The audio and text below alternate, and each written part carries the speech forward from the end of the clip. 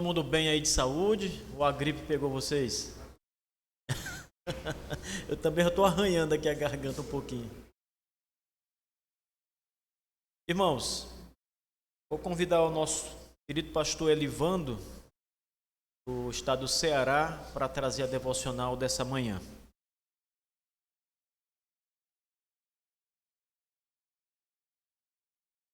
Para ver se eu pego mais poder.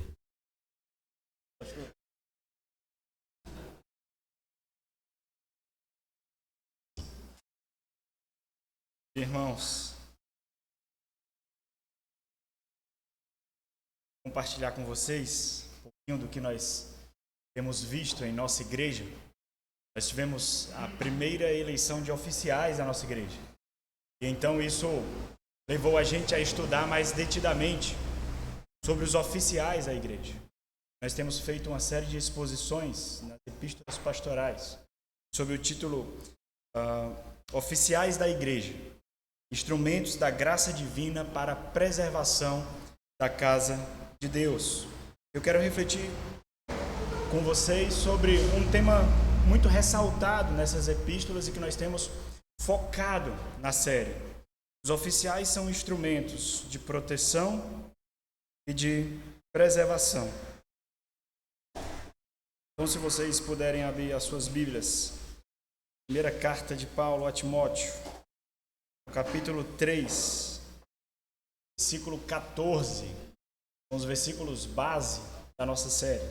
Primeira de Paulo a Timóteo, capítulo 3, a partir do versículo 14, diz assim: Escrevo-te estas coisas, esperando e ver-te em breve, para que, se eu tardar, fique ciente de como se deve proceder na casa de Deus, que é a igreja do Deus vivo, coluna e baluarte da verdade.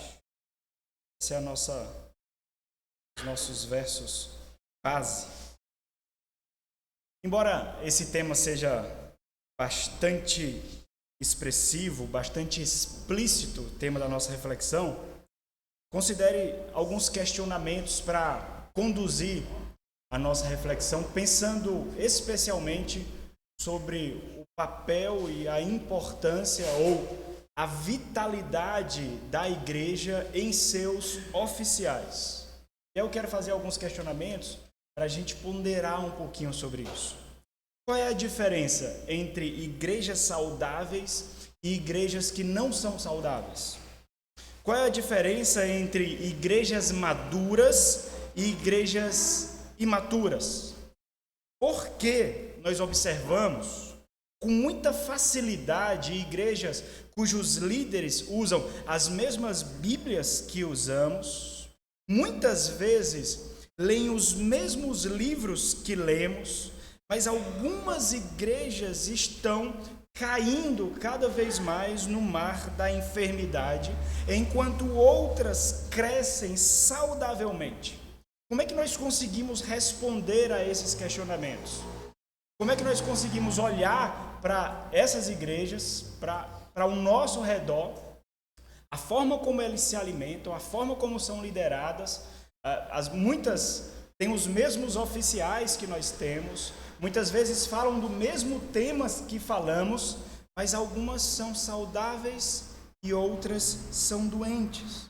E embora esses questionamentos eles pareçam um pouco complexos, especialmente considerando a vida prática da igreja, porque uma coisa é nós lermos um livro sobre eclesiologia, um livro sobre liderança, um livro sobre ministério pastoral. Outra coisa muito diferente é sair do mundo das ideias, do mundo ideal e colocar na prática, vivenciar aquilo. É algo muito diferente. Então, por isso a complexidade de perguntas tão pequenas, tão curtinhas, a complexidade. Mas a resposta é simples, embora a sua execução e sua vivência seja extremamente árdua. O meu ponto é que a diferença entre essas igrejas são seus oficiais, são seus líderes. Essa é a grande diferença de igrejas saudáveis e igrejas que não são saudáveis. O rebanho é conduzido para o lugar onde o pastoreio é apontado. São os pastores, são os líderes que apontam onde é o aprisco seguro, onde tem o alimento, os seus oficiais. Então, o meu primeiro e único ponto da nossa reflexão é que os oficiais são remédios da igreja. E é claro que o oposto também é verdadeiro. Os oficiais podem ser a grande desgraça e enfermidade para as suas igrejas. Então, meu ponto aqui é observar o contexto da igreja de Éfeso, desde a sua fundação até o socorro enviado por Paulo e como Timóteo encontra aquela igreja, por que ele é enviado. Então, observe um pouquinho, vou dar aqui um contexto bem rápido e biográfico da igreja de Éfeso. Provavelmente a igreja de Éfeso ela tenha sido fundada por volta do ano 49 a 51 depois de Cristo, obviamente. No final da segunda viagem missionária de Paulo, Paulo estava ali junto com a Priscila e Áquila, conforme Atos capítulo 18. Então, Paulo passa pouquíssimo tempo ali nesse primeiro momento. Mas em sua terceira viagem missionária, ele visita novamente essa igreja e ali ele passa 3 anos. Isso aconteceu por volta do ano 52 ao 57 ali.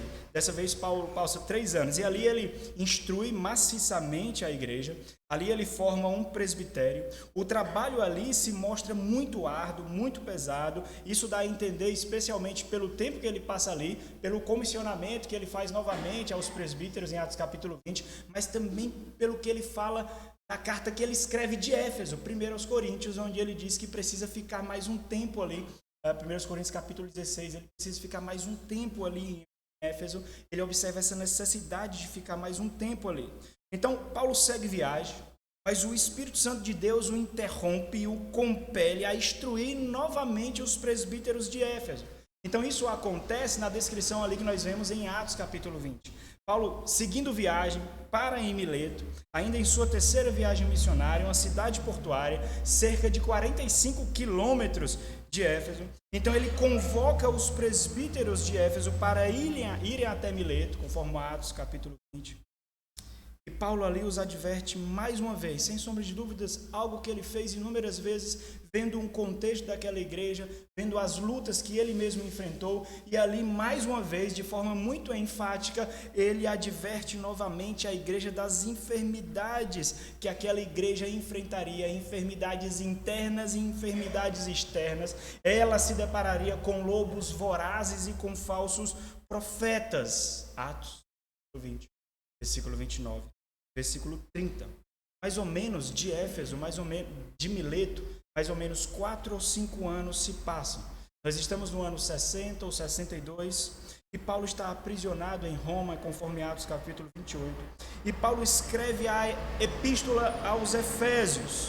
E o propósito ali parece ser animar aquela igreja, expondo a grandiosidade, a grandeza da obra do mistério de Deus em Cristo Jesus, em edificar a igreja do Senhor, e é ali que nós temos a maior obra neotestamentária sobre eclesiologia, e Paulo mostra a grandeza daquilo que Deus criou e que as portas do inferno não prevalecerão. Ele diz isso de uma forma completamente diferente, e ali por isso no primeiro momento ele dá teologia, eclesiologia maciça, pesada, densa, e depois ele começa, depois do capítulo 3, a aplicar o que isso significa para as nossas vidas, o que essa obra realizada em Cristo Jesus, unindo povos, fazendo de povos em Cristo Jesus um novo tipo de ser, é aquilo que foi prometido na nova aliança, um novo tipo de ser encontrado em Cristo Jesus, e ele mostra essa grandiosidade. Obviamente, o propósito de Paulo ali é animar aquela igreja e com isso também fortalecer a convicção dos líderes que Paulo deixa. Mas alguns anos se passam. 10 anos de Mileto até o comissionamento de Timóteo. Paulo ele percebe que aquela igreja está em apuros. Na verdade, não somente em apuros. A igreja de Éfeso estava dando os últimos suspiros de vida. Estava agonizando na imoralidade e corrupção. De alguma forma, por algum motivo, os líderes que Paulo deixou ali sucumbiram e aquela igreja deixou de ser aquilo que ela deveria voltar a ser. É por isso que Timóteo é comissionado. A casa do Deus vivo, coluna e baluarte da verdade. Agora ela se tornou agência de demônios, serva de Satanás. Paulo ele deixa isso muito claro no início do capítulo 4 de 1 Timóteo. E a pergunta que faço agora responde justamente os questionamentos da minha introdução. Qual é a solução de Paulo para aquela igreja? Um compêndio teológico? Uma série de conferências? Um retiro espiritual? Qual é a solução de Paulo para aquela igreja? Paulo envia um homem como solução para a enfermidade, para a desgraça e corrupção daquela igreja. Paulo envia um homem vocacionado e profundamente convicto do seu chamado. Ele envia Timóteo como remédio para a enfermidade, como um antídoto para o veneno, como a purificação para a corrupção. E Paulo envia Timóteo e, concomitantemente a isso, ele envia essa carta que nós lemos, uma carta instrução, uma carta orientação, e nela nós encontramos inúmeras coisas. Está ali um jovem, diante de uma tarefa extremamente árdua. Paulo passou 3 anos instruindo. Paulo comissionou, fez aquilo que Timóteo deveria fazer, comissionando líderes, preparando líderes. Então, quando nós vamos, a primeira carta de Paulo a Timóteo, nós temos vários prismas através dos quais nós olhamos. Nós olhamos essa epístola através dos olhos de Paulo. Nós olhamos essa epístola através dos olhos de Timóteo. Nós olhamos essa epístola através dos olhos da igreja, mas nós também olhamos essa epístola através dos olhos daqueles que serão comissionados por Timóteo para a tarefa ali. Aquilo que Paulo fez, de alguma forma sucumbiu. E Timóteo precisa revitalizar aquela igreja. Timóteo precisa socorrer aquela igreja. E em sua missão, Timóteo ele precisa identificar, preparar e consagrar líderes. No entanto, ele precisa usar critérios muito específicos para inibir aproveitadores, para espantar aventureiros, aqueles que fazem de si mesmos líderes. É daí que nós temos o capítulo 3 da primeira carta de Paulo a Timóteo. E se você observar bem, o que Paulo está dizendo aqui é que Deus marcou os seus instrumentos para serem oficiais da sua igreja. Deus comissionou homens específicos e os marcou de tal forma que é possível identificarmos, e somente esses homens devem ser oficiais dele para a sua igreja. O que Timóteo e a igreja, então, à medida que Paulo instrui a Timóteo, aquilo que Paulo instrui a Timóteo, Timóteo de alguma forma precisa passar para que a igreja tenha esses mesmos olhos. É interessante porque é muito difícil advogar em causa própria. É muito difícil defender o seu valor para a igreja. É muito difícil defender a vitalidade do seu ministério para a igreja. Mas é isso que Timóteo precisa fazer. Por exemplo, eu acho estranho o fato de que Paulo manda Timóteo, ordena a Timóteo de que ninguém despreze a sua mocidade. Ora, ele tem que dizer isso para a igreja. Não é para Timóteo, ele tem que dizer para a igreja. Mas Timóteo tem que pastorear e instruir de tal forma que a igreja o reconheça, que a igreja o proteja, que a igreja o considere. A igreja tem que ter esses olhos. E a igreja não terá se os seus oficiais não direcionarem a sua cosmovisão, a sua perspectiva de ministério, a sua perspectiva de igreja. Então, algo extremamente desconfortável e árduo é você mostrar para a igreja que você tem valor. De que a igreja seria algo completamente diferente se não fosse o seu dom ali, o seu ministério ali, a sua missão ali. Entenda o meu ponto aqui. O meu ponto aqui não cair numa espiritualidade fabricada, numa piedade hipócrita, num pietismo religioso. Deus estruturou a igreja de tal forma que ela precisa dos seus oficiais. É uma necessidade da igreja. Deus estruturou o seu povo de tal forma, e juntando como igreja do Senhor, ela necessita dos seus oficiais, porque é parte integrante daquilo que lhe edifica.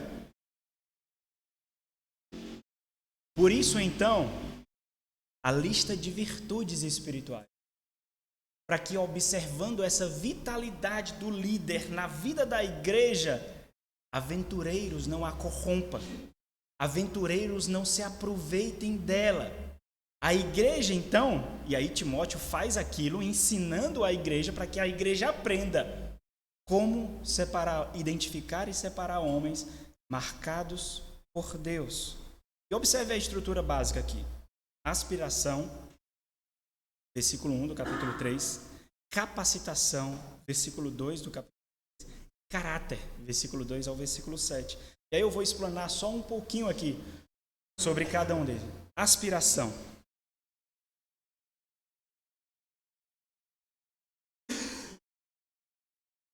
Aquele que aspira ao episcopado, excelente obra almeja. Embora a aspiração seja extremamente necessária, porque é ela que fortalecerá as nossas convicções para não sucumbirmos às dificuldades, às complexidades e os desafios do ministério, ela não é suficiente. A aspiração, conforme nós vemos aqui do texto, ela aciona a verificação de uma lista. É por isso que ele diz, é necessário. Então, diante da inspiração, o que nós fazemos? Nós puxamos o freio. Nós vemos pessoas aspirando, ou nós mesmos aspiramos, e então o freio é puxado. Porque agora outros critérios devem ser observados. Uma lista precisa ser observada. É daí então que nós vemos a capacitação. Nós estamos falando aqui de presbíteros, obviamente, mas sem sombra de dúvidas, aquilo que acontece com presbíteros acontece também com os diáconos, porque eles aspiram também. A capacitação, apesar do diácono precisar também ser dado com a palavra, ele não precisa ter as capacitações, formações e profundidade de conhecimento e capacidade de ensino como os presbíteros, mas existem questões similares ali também. Então, aspiração, um freio é puxado, um botão é acionado para avaliarmos uma lista de virtudes, e aí nós vemos capacitação. O que é interessante também, que embora essa seja profundamente necessária, ela também não é suficiente. A ênfase de Paulo não está na aspiração, apesar de ser uma excelente obra. A ênfase de Paulo não está na capacitação. A ênfase de Paulo está no caráter. Então, é necessário, mas não suficiente. Por quê, irmão? Porque capacitação sem caráter deixa o coração sem proteção. Por isso o caráter é importante aqui. Por isso que o foco de Paulo é o caráter. Por isso que Paulo passa tanto tempo, imagine naqueles momentos, onde a igreja se reunia em lares, onde quando nós queremos conhecer um pastor para a nossa igreja, ou quando nós somos chamados para pastorear outra igreja, nos chamam para dar uma série de conferências. Ora, é absurdo, nós não conhecemos os pastores e nem nos conhecerão numa série de conferências. As pessoas precisam nos ver no convívio do lar, como nós lidamos com a nossa esposa, como nós lidamos com os nossos filhos. Numa conferência é muito fácil camuflar. Nós somos os homens mais eloquentes, mais estudados, mais piedosos. Nós colocamos máscaras para nossa própria proteção muitas vezes. Por isso que esses pontos aqui precisam ser observados, para que não haja necessidade de máscaras, para que uma profunda contrição do coração esteja a serviço do rebanho do Senhor, porque é nisso que você entende o propósito da sua vida. Caráter é o foco de Paulo aqui. Entendeu? Eu não estou desprezando os outros pontos. É a aspiração que fortalecerá a nossa convicção para começar quando ninguém mais está ao nosso redor. Aspiração. É a capacitação que nos fará oferecer um banquete semana após semana à igreja, investindo recursos que muitas vezes nós não temos na nossa capacitação, na nossa formação. Mas é o caráter que direciona adequadamente tudo isso que eu acabei de dizer. Por isso que o foco do Paulo é o caráter, porque ele entende que aqueles que estavam ali, ora, a igreja tinha líderes. Quando Timóteo chega ali, ele precisa destituir ou redirecionar líderes. Então não é que a igreja não tinha líderes, ela tinha líderes. Mas os líderes ali não sem caráter. O que é o caráter, irmão? Caráter é o molde de Deus para o oficial. Somente aqueles que se encaixam nesse molde, construídos por Deus, devem ser oficiais. Daí a lista de virtudes que nós observamos aqui. Então, observa o que é caráter nesse contexto, para a gente caminhar para o fim. O caráter é a redoma de proteção do coração. É isso que é o caráter. Especialmente naqueles que desempenham funções como nós desempenhamos, que têm uma grandeza de influência que nós temos, que tem acesso ao coração das nossas ovelhas que outros não têm. Por isso o caráter é extremamente importante. Daí a vitalidade de oficiais piedosos e vocacionados por Deus para preservação, proteção e nutrição da igreja. Observa como isso é vital para a igreja. Observa a vitalidade dos seus oficiais, e quando eu falo oficiais, eu estou falando desses aqui para a vida da igreja. Então, essa redoma é essa redoma que protegerá o coração de quê? Das ambições da aspiração e da arrogância da capacitação. Aspiração sem proteção do coração se torna ambição. E capacitação sem a redoma de proteção do coração se torna arrogância. Então, o caráter qualificado por Deus molda essa capacidade a serviço da igreja e a torna escrava da igreja. É por isso que muitas vezes nós nos afastamos por muito tempo do nosso cônjuge, da nossa família, do nosso descanso, da nossa saúde. Nós vemos muitas vezes a nossa vida sendo drenada de nós mesmos, porque nós entendemos que fomos chamados para isso. É por isso que nós passamos muitas vezes por impulso, por compulsão do ministério, por compulsão da vocação. Nós saímos do seio do nosso lar. Por isso que muitas vezes nós pensamos, nós não brincamos com os nossos. Hoje nós não gastamos tempo com nós. Muitas vezes nós somos aqueles que morremos para fazer, morremos para que outros façam aquilo. Às vezes nós não fazemos. O dia do Senhor é dia de descanso, mas nós não descansamos. É o dia mais cansativo para nós. É o dia mais árduo para nós. Domingo de manhã, domingo à noite, o domingo finda com o último serviço dedicado à igreja, e parece que uma carga extremamente pesada foi nas nossas costas, e nós pensamos, missão cumprida, Senhor. Missão cumprida. E quando você vê pequenas fagulhas do brilho da glória de Deus na face de Cristo, nas feições das nossas ovelhas, você diz, isso. Quando você vê uma criancinha vindo tirar com você uma dúvida sobre o sermão que você imaginava que ela não tinha nem compreendido, aí você diz, por isso. Quando você vê mulheres piedosas, submissas aos seus maridos, entendendo o seu papel no lar, você pensa. Quando você vê homens que outrora eram frouxos, se tornando líderes e cabeças dos seus lares, varões valorosos, você diz. Então você observe que o tesouro que muitos não veem, vocacionados, enxerga.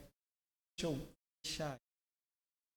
Quais são os grandes problemas que identificamos hoje, ou deveríamos identificar em toda essa relação? E aqui eu quero arrematar.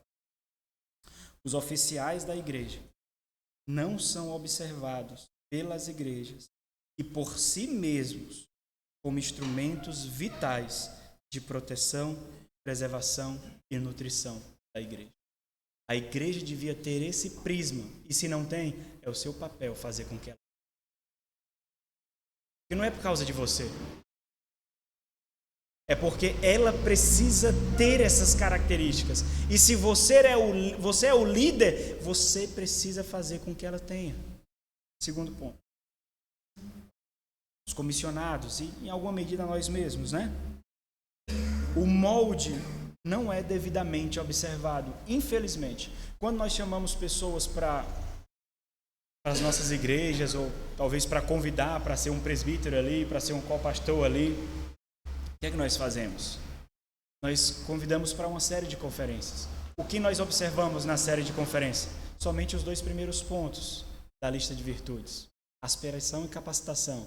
Não dá para observar caráter em 3 dias, em 2 dias. Nós não observamos caráter pela eloquência, pela capacidade de entrega de um ensino. Nós não observamos caráter. Mas, infelizmente, esse é o modus operandi das igrejas. Então, o que é que acontece? Nós não observamos devidamente o molde. O molde é completo, meus irmãos.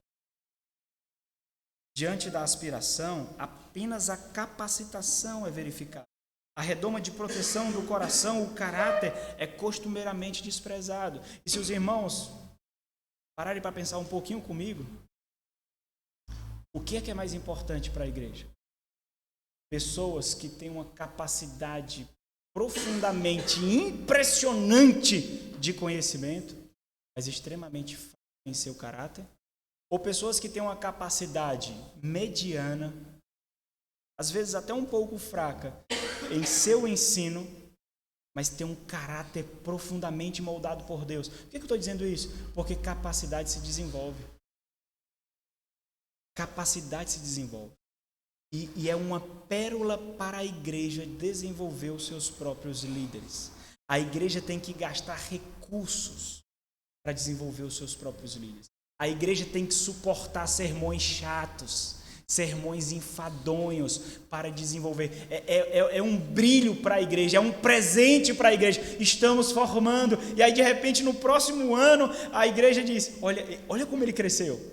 Ele não era assim. Olha como ele desenvolveu. Nós caminhamos com ele, nós moldamos os nossos líderes, os nossos oficiais. Oficiais da igreja são venenos para a corrupção. Enfermidades são remédios e antídotos para a igreja do Senhor nesse mundo. Vamos orar.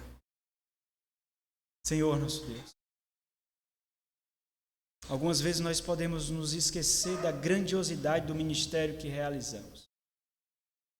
É óbvio, Senhor, que eu falo aqui com o pressuposto da profunda convicção de que é o Senhor que realiza toda a obra, de que a força não vem de nós, de que a capacitação não vem de nós, Senhor, é dom do Senhor, é graça do Senhor, é presente do Senhor para as nossas próprias vidas, para termos o deleite do desgaste para o reino, mas também para que nós sejamos instrumentos vitais de graça na vida do rebanho do Senhor, das ovelhas do Senhor.